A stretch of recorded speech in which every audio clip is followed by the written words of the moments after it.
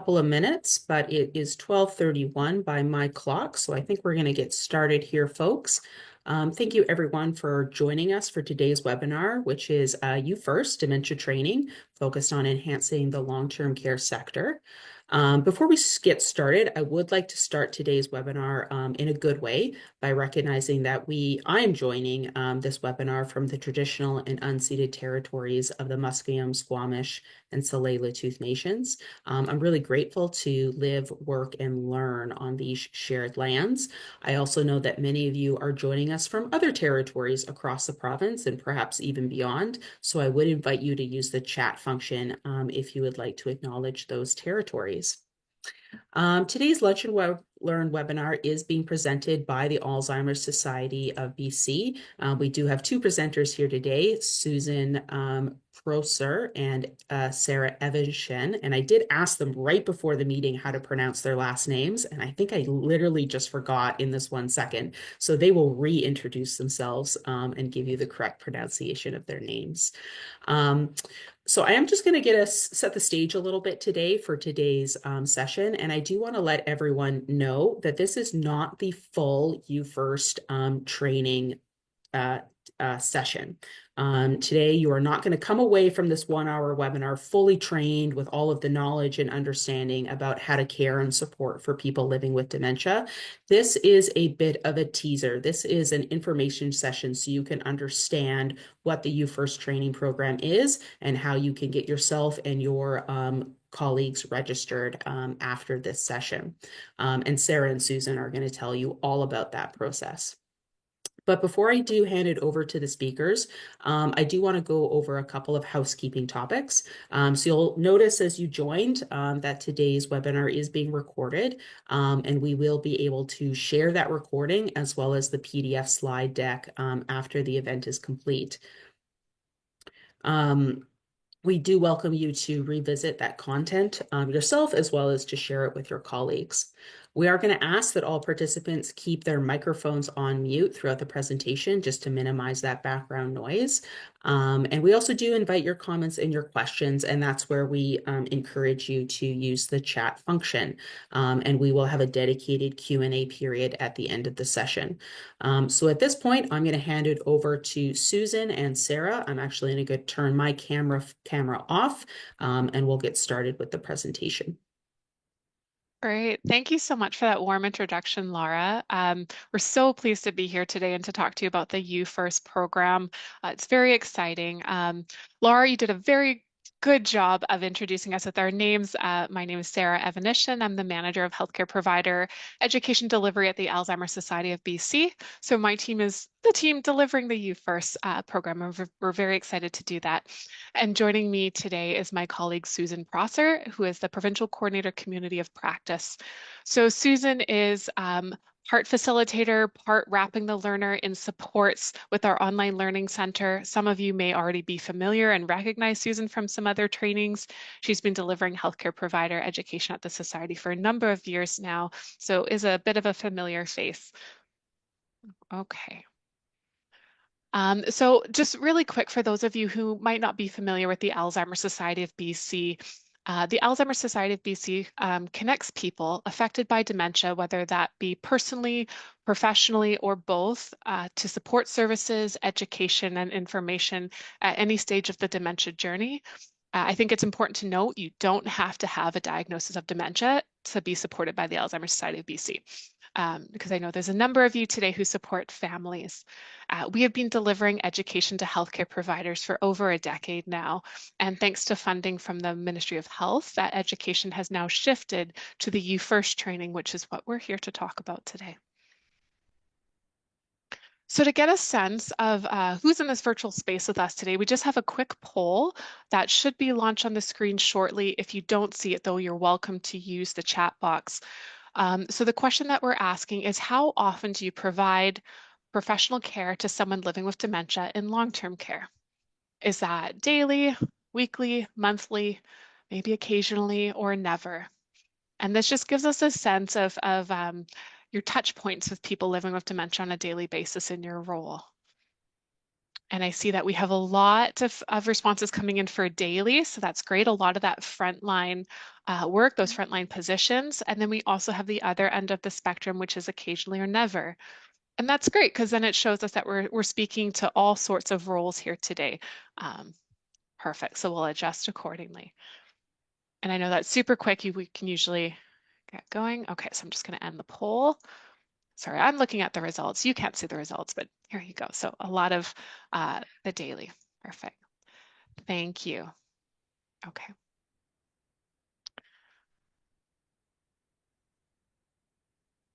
Okay. I'm just going to turn it over to Susan to set some context before we dig into the model a little bit more. Thank you. I'm going to quickly share some stats with you about long-term care. The first stat we have is that according to the Seniors Advocate Home and Long-Term Care Report from 2022, we know that about 63% of long-term care residents in BC had some form of dementia. And we also know that nearly 1 in 4 residents living in long-term care in Canada may be receiving antipsychotic medications inappropriately. And this can be problematic. There are significant health risks, as you know, associated with the use of antipsychotic medications, including a higher likelihood of falls, strokes, fractures, and even death. And in BC, according to the Office of the Seniors Advocate, the 2024 stats, we see higher rates of antipsychotic use. So these stats indicate that about 29.5% of the residents in long-term care in this province may be receiving antipsychotic medications inappropriately. So that's how we wanted to frame our conversation with you going forward as we start considering alternatives and alternative approaches.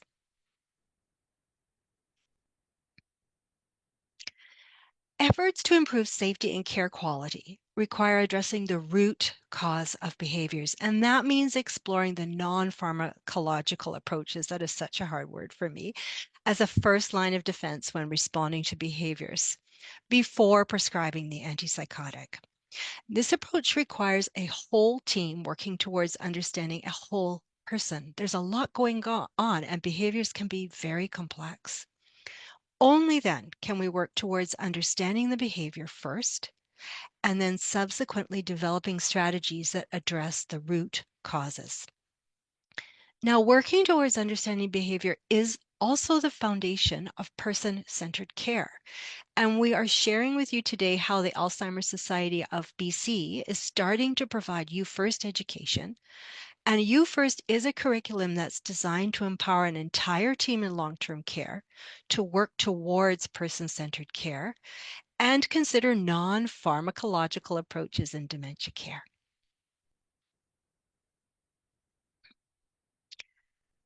So the first thing as we jump in is we're going to share with you the You First messaging about person-centered care, like how they define it. The You First curriculum begins with learners actually looking at this definition, discussing it, and considering it. The definition on this slide is taken from their participant workbook, and it's referred to throughout the workshop. We keep going back to it. It's the foundation of the curriculum, so we wanted to share that with you today.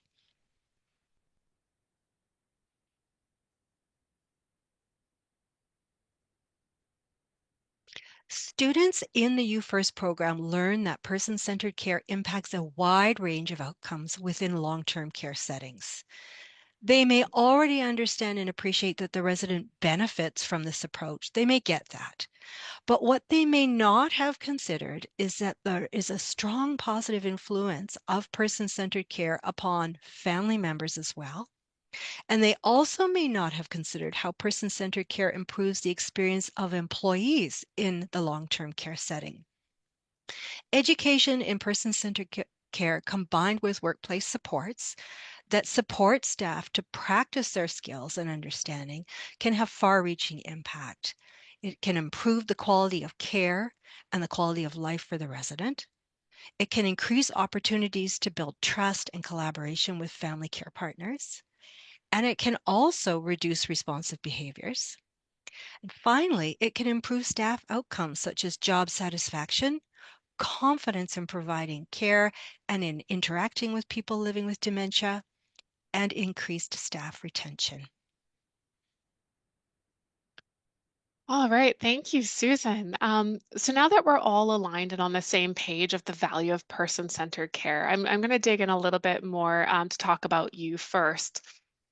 So You First is a standardized person-centered training program that was originally developed by the Alzheimer's Society of Ontario for the unregulated healthcare providers of people living with dementia. So that was the original target audience of the curriculum. And it has since expanded to 4 provinces, one of which, of course, includes BC. In October, the Ministry of Health provided funding to the Alzheimer's Society of BC to deliver You First training to all frontline staff in a publicly funded long-term care home in BC until September 2027. So this includes all owned and operated sites and affiliate sites, and it covers the cost of what is normally an $80 registration fee and the workshop materials, which is a booklet and a You First wheel that you can move around.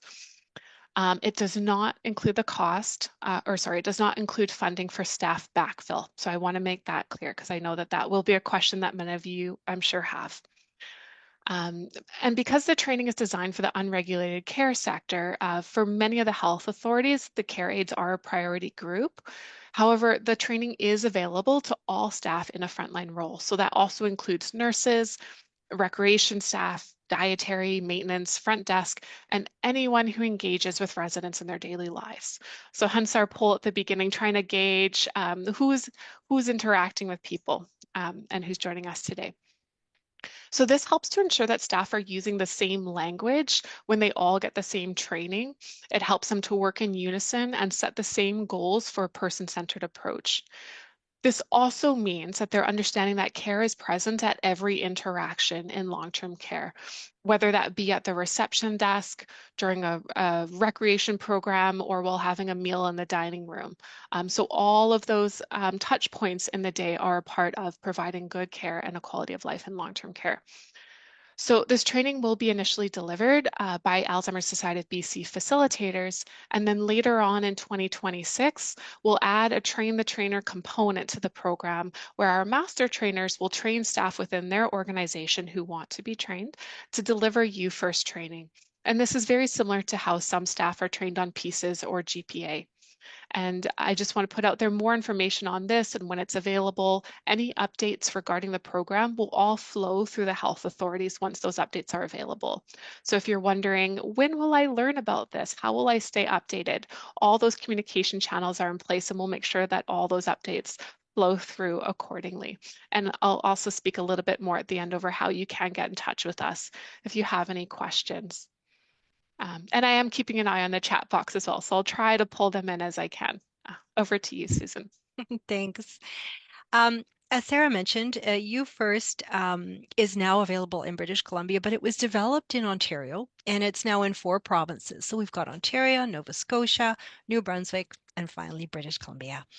The U First model is built upon PIECES, and PIECES is actually the U for understanding. It is about half, slightly over half of the entire workshop. It's a strong focus of what participants will learn.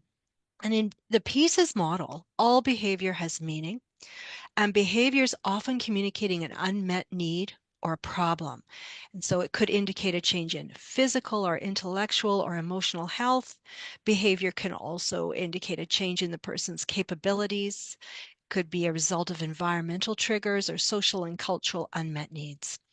The wheel that you see on this slide is the You First model for thinking through and considering solutions when faced with that change in behavior. Learners are taught to use the wheel to guide their thought process and their actions when supporting a person living with dementia who has responsive behaviors. So quickly, we'll just go through the wheel. So understanding at the very top, so understanding that there may be many reasons why behavior changes occur in a person living with dementia. It's complex. Flag the behavior change and decide whether this behavior is a concern, whether it needs to be changed, and this also includes assessing for risk. Interact with both skill and an understanding of dementia or another cognitive impairment that might be present. Consider one's own communication style, body language, and tone of voice. We move on to reflect and report at the bottom of the wheel. So reflect and report on behaviors, but also on the potential meaning of that behavior. And learners are asked to consider how best to share information with their colleagues, when and with whom. Support the person and their care partner in everyday activities using a strengths-based approach. And finally, we have team. In this section, participants are asked how best to support teamwork. How can they work together to better support the resident?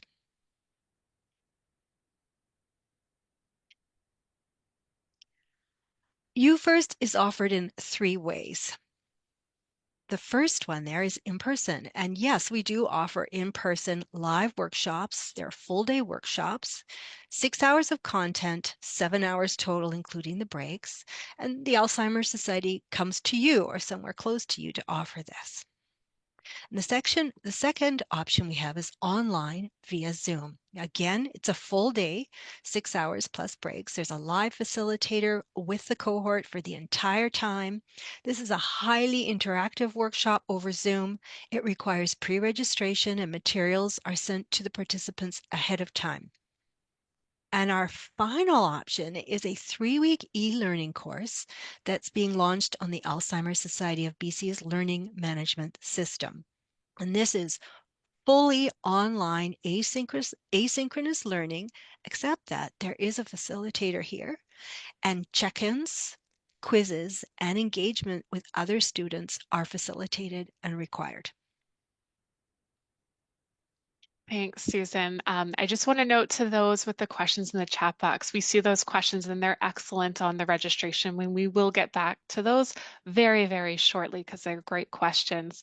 I just really quickly wanted to share this. I know it's a very busy table, lots of text, breaking all the rules for PowerPoint, but I think some of you might be wondering how it fits in, how UFirst fits in with some of the other training models, because we do have some other dementia training programs across the province right now. So I just wanted to speak to that really quick.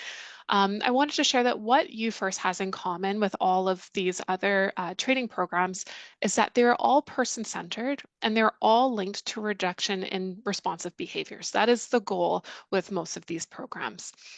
Similar to UFirst, the PIECES framework reminds us to consider and explore all parts of a person to understand their behavior. So the difference is that the target audience for PIECES training is the healthcare providers who have a leadership role on the team and a responsibility for clinical assessment and care planning. Whereas UFirst, again, because it's designed for more of that unregulated care sector, it's a little bit different in the levels. And so by having PIECES and UFirst together, this really helps to communicate and problem solve with all members of the care team. So the UFirst training does apply the PIECES framework in its approach to understanding the meaning behind a behavior. So the U in UFirst, as Susan had mentioned, is understanding, and we use the PIECES framework to understand the person. But it really has, UFirst has more of that focus on the team approach. So there's a lot of activities and discussions about how this fits and works with the team, rather than the more clinical focus. So GPA and dementiability, they're very similar in that they have, they focus on, again, that self-protection and expression of an unmet need. They dive into pieces to varying levels. So maybe not as much, but there's some elements in there. And dementiability, I know, is focused a bit more on the independence and creating that supportive environment. But I just wanted to share these points because I wanted to emphasize that all of these trainings have so much value to offer. And whether you take one of them or if you've taken, let's say, GPA or PIECES and you're wondering if UFirst is for you, they really complement each other quite nicely. So I think it only helps to reinforce the concepts of person-centered care and that understanding that all behavior has meaning. So it's not that one is better than the other. They're just approaching the same thing in different ways, but they all have similar goals. One thing that we like about UFirst is that it does include elements from all of these trainings, and it focuses on ensuring that your entire staff are talking the same language.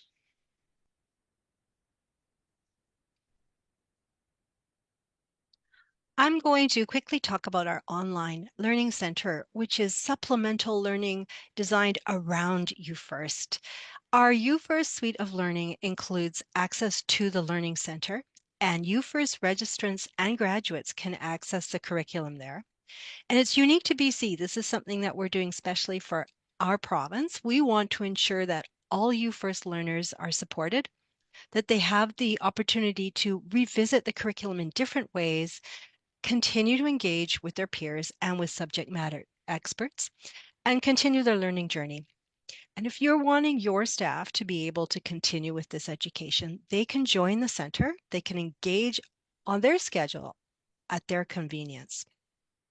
The center includes access to primer materials, including 2 optional Dementia Foundation e-learning courses taken asynchronously to help learners understand the basics about dementia before they actually start their You First training. You First training doesn't go a lot into education about dementia. It assumes some knowledge. So these foundational courses can be really helpful, especially for new members of the team and new graduates. It also includes a series of 4 courses about culturally appropriate dementia care across different populations in British Columbia, Indigenous, South Asian, and Chinese. Bite-sized trainings such as live case study discussions or deep dives or refreshers on different parts of the UFirst model will also be provided. And learners can engage with discussion forums. They can find other opportunities to engage with their peers and to facilitate their own online learning journey and professional development. The Learning Center will be launched in the next couple months, and You First participants will be notified via email at or shortly after registration. Right. Thanks, Susan. So I know the slide a few of you have been anxiously waiting for, but how do I access it? How do I learn about how to register for You First? And we really wanted to sort of get through what's included in that so that you kind of know a little bit more about the program before we jump into how to access it. So we are pleased to have already started delivering You First training workshop as of the end of February, starting with the island, Vancouver Island Health Authority and Vancouver Coastal Health Authorities. They had previously been delivering some You First trainings in partnership with the Alzheimer Society of Ontario, so they already had those systems in place. And then between April and September, more seats will become available as we're continuing to build capacity and just ensuring everything, all those systems that are required to deliver a program are firmly in place. Then starting in October, the availability for the seats in You First trainings will increase substantially. So we'll be fully in-person sessions. We'll have lots more online seats available. Now, I know that October feels a ways away. I recognize we're at about the end of March and that we're thinking about the other side of summer here, but it does come quickly. So I just really wanted to assure that everyone who is eligible will have the opportunity to take the training over the next 2.5 years until September 2027 that it's funded. So even if you don't see the seats coming up right now, there will be that opportunity to register at another time. Um, and how you register is really the information about upcoming sessions will be sent out through your health authorities. So that information will come to you when the seats are available. Again, just want to hold tight. It is coming. And all the registrations being done in Eventbrite. So you could either register yourself or you can register your team members. I'm just quickly going to look at the chat box because I saw there was a question there about, is there a reimbursement? No. So all of it's done. And as long as it's going through the long-term care home and through the staff there, then there's no reimbursement process. So trying to make it really easy and streamlined for everybody. I'm just going to pass it back to Susan, who's going to share with us a little bit of a case study to that teaser on You First, again, to what Laura said. We're not doing the whole You First shebang today, but really trying to give you a sense of what that training could look like. And then we will have time to answer your questions in the Q&A there. Thanks. So we are going to introduce a very short case study. I'm going to start with this great quote from A Guide to Quality Care from the perspectives of people living with dementia. It totally aligns with the goals of You First really nicely. I'll not always be able to communicate my needs, and so I ask you to be a detective to help figure out what is troubling me. You First is team training in detective work. It helps all the participants think through a behavior change, realize there's a behavior change, collect their observations in order to provide appropriate support. We have an example of some of this detective work in the case study on the next slide. It's very short and it's going to demonstrate how you first teaches the concept of flagging. Now, before we Hi, start the everyone. video, oh, thanks, Lara. Thanks. I just wanted to introduce that students in You First are going to work through many case studies in their training. And they are encouraged to actually take a real life situation from their workplace, something that has challenged them, and apply that case study throughout their You First experience. They may be required to independently think through the case study at times and apply their learning, and they will most likely work with others in small groups, whether it's online or in person. There's lots of engagement here to apply the You First concepts. So one of the first lessons is flagging. Flagging is the F in first. And so what we would be doing with students is say, hey, what are the behaviors that you observe here? Can you identify who, what, when, how often, and where? And so now we're getting ready to play this video for you. And at the end of the video, we're going to actually ask you to use the chat box to answer those questions: who, what, when, where, why, how often. So roll the video. Thanks so much. I'd like you to meet Nick. Nick is a resident at a long-term care home. Recently, in the afternoons, Nick has started walking extensively. He can walk for up to an hour or an hour and a half. He takes small breaks in the living room area, but he sits on the chair looking sad and distressed. Staff come by and ask if they can help. Nick just looks at them, frowns, and walks away. We know something is wrong. Recently, Nick, on his walk, started telling us he sees animals. We don't see them. We think there's something wrong with his eyes. We know that he's bumping into furniture. Maybe he needs glasses. He's covered in bruises. Lately, Nick has started going into other residents' rooms, and this is a problem. He believes they are stealing from him. He picks up their items, usually books, and walks out. Once again, Nick is having problems because he bumped into the door, got another bruise, and then left. This is a serious problem for Nick, for the other residents, and for all of us working at the long-term care home. Hi, everyone. I'd Okay, like you to meet. thank you. That's perfect. So please use the chat box. I'll throw out the questions. And if you were in a You First workshop, this is what we would be asking you. Who in this case study is involved with Nick? Who in this case study is involved with Nick? And who is affected by Nick's behavior?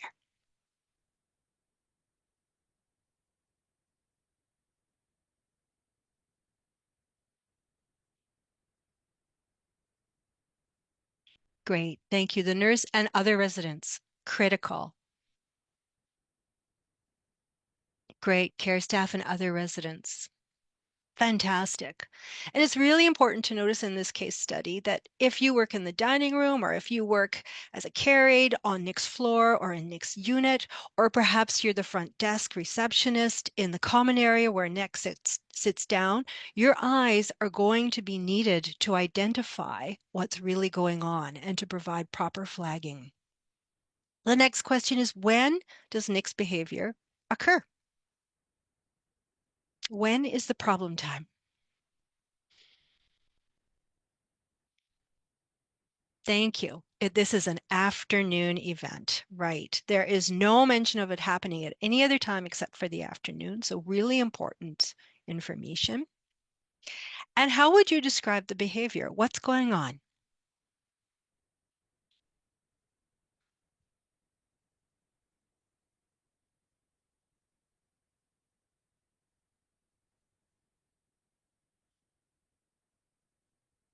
Sadness and confusion,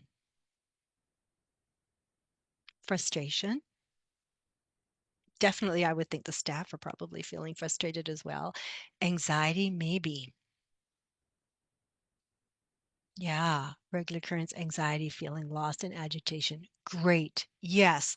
This is not a happy moment for Nick, and we work with our participants because they need to be able to assess, well, do I need to be concerned about this behavior? Like, is this something I need to bring forward to a supervisor or chart or mark down, or how do I work with my team? So when we work with participants on this behavior, we also strongly encourage them to start going directly to facts. So we'd have them look at Nick's face and we'd say, yes, that might be a sad face. Yes, that might be a frustrated face. But actually, that is a frowning face and a grimacing face, which could also indicate pain. So we really deal with the nitty gritties with folks and we get them to go into the facts. Nick responds to two staff members in particular. There's no mention that it's all staff members. In the video, we only see two. So do we need to consider specifically those interactions or with a broader group of people?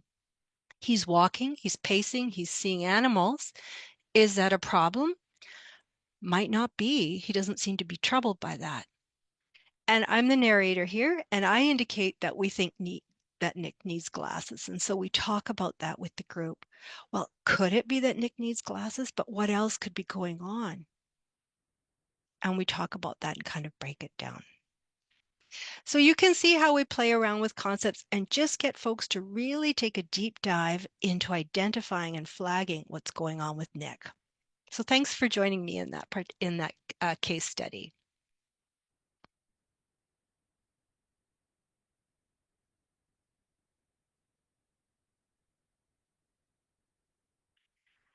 And we're just going to share one more quote with you today. And a while back, we interviewed care aides across BC to ask them about the care they provide to people living with dementia. And this quote really resonated with us because we believe it's the essence of person-centered care. Now, this healthcare may or may not have been provided training in You First. However, she clearly appreciated the necessity of knowing her client before providing care and continuing to develop a relationship over time.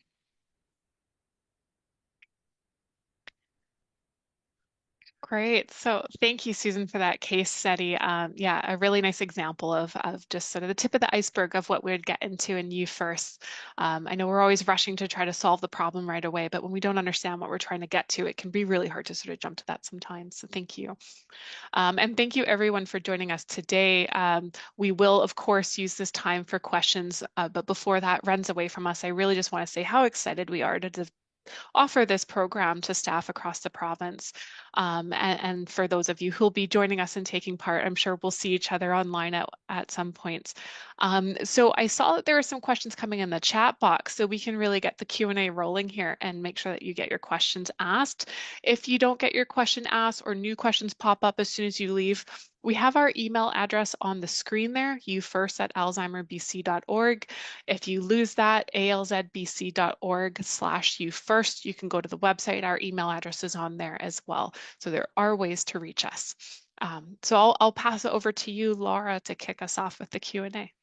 Thank you, Sarah and Susan, for the presentation. And we did get a number of questions, some of which you answered as we went through the presentation. So I'm going to do my best to pick out the unanswered questions here. I did see one question come in, and I think I know the answer to this, but I'll make you answer it. Is whether the training is only for people in Canada, or maybe I'll make it even more specific. Is it only for people in BC? That's correct. So it is funding provided by the Ministry of Health for staff within long-term care in BC specifically.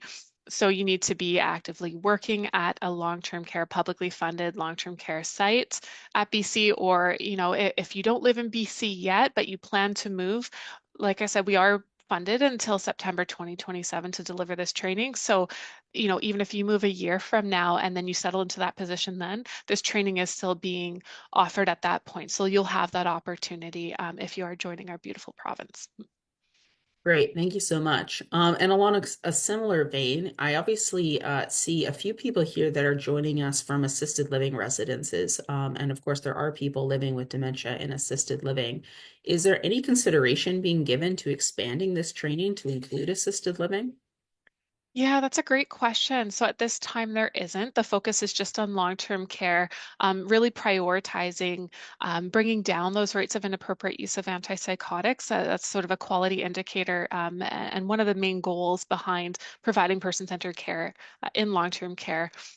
So for the assisted living sector, we do encourage you to take advantage of some of the other trainings that are out and about right now. So Safe Care BC has a course that we co-developed with them, building a strong foundation in dementia care.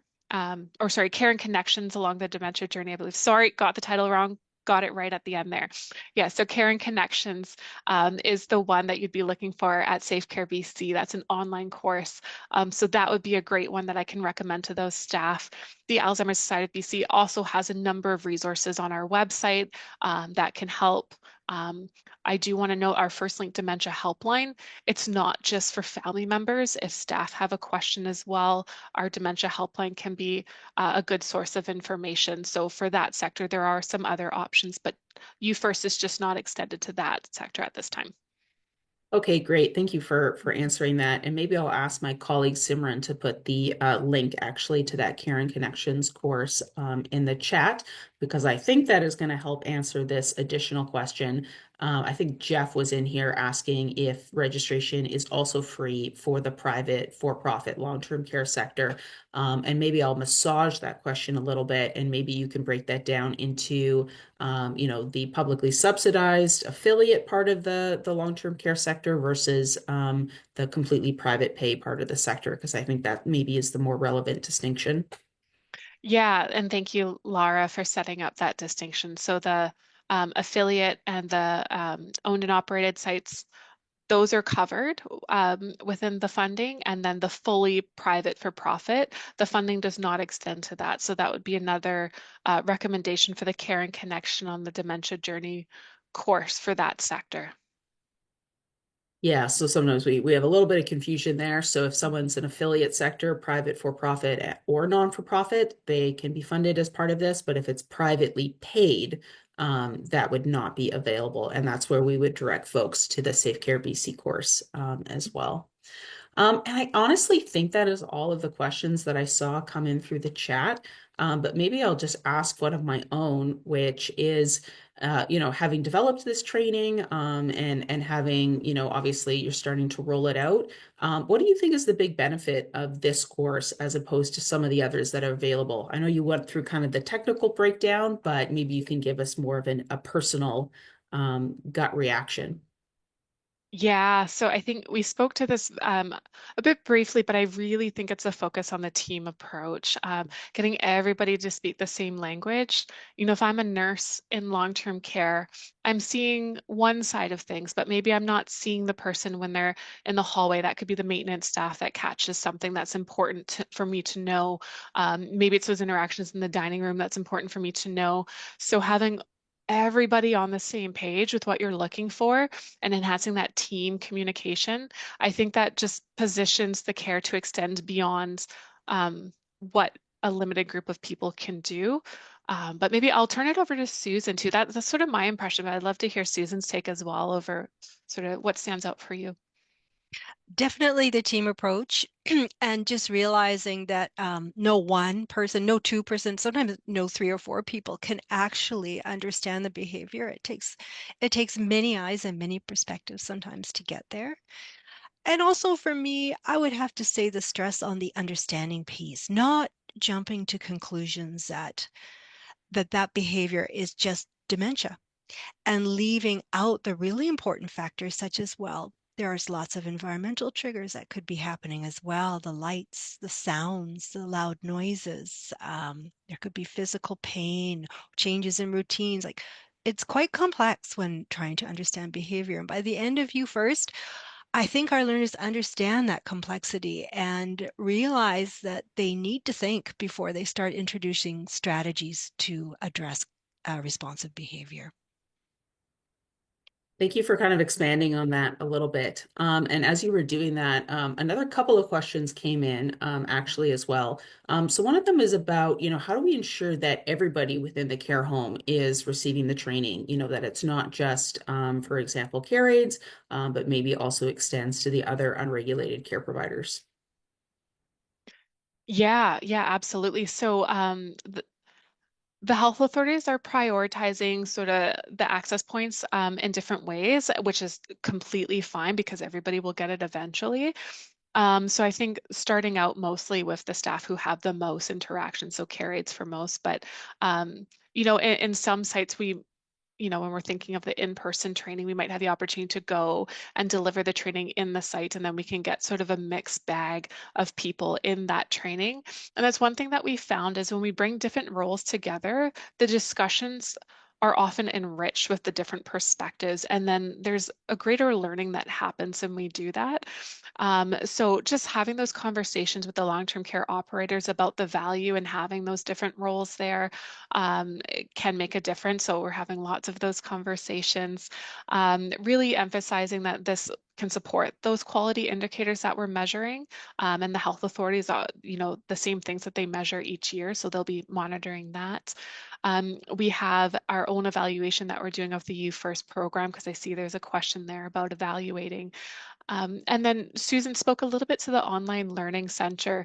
We don't want this to be sort of a one and done, and then 2 weeks later, you've forgotten what came out of the training. So by having more people take the training within the same site, at least spread over a period of time and speaking the same language, they can help to reinforce those concepts with one another.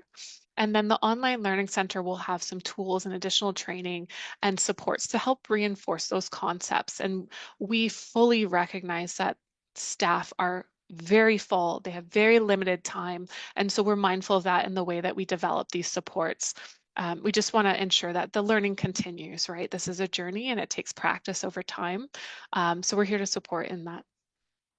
Maybe again, I'll turn it to Susan in case you have something you'd like to add there. No, I think you covered it. Thank you so much, Sarah. And it really is our dream to be able to create some enthusiasm for adult learning and continuing education for this cohort so that they always have opportunities to do their professional development and to keep practicing and keep learning. Yeah.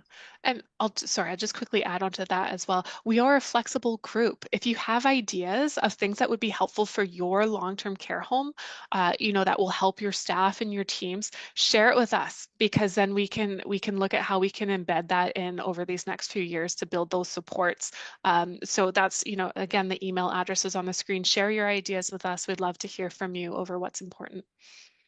And you know what? One more question came in. So there's a question coming in here about, whether consideration has been given to include this education as part of the curriculum for healthcare assistants, nurses, recreation staff, other allied health staff. Yeah, so I think that decision's a bit beyond our focus and scope. That would be incredible. I think that we'd love to see dementia care training embedded in all school programs, all trainings. So I think for now, the focus is just sort of on what the funding is provided for, which is, this program for long-term care for the frontline staff, publicly funded sector. But if there's ever opportunity in future to expand it elsewhere, we'll be more than happy to look into that and have those conversations. Mhm. I'd just like to add that in the last couple of You First workshops I did over Zoom, I had some amazing, a real diversity of people in those groups, and I had some amazing nurses there with us and some recreation therapists there with us as well. They were just fantastic. Well, I think that's all of the questions that we've had come in. Maybe I'll just say thank you on behalf of the group for this wonderful presentation and for bringing this training to the sector. As I said at the beginning, we will be distributing the slides as well as the recording, and we do encourage you to share that within your teams so everyone understands how to get access to this training. And that I see that you've also included an email address there in case people have additional questions as well. So thanks everyone and have a great rest of your afternoon. And we'll just give a big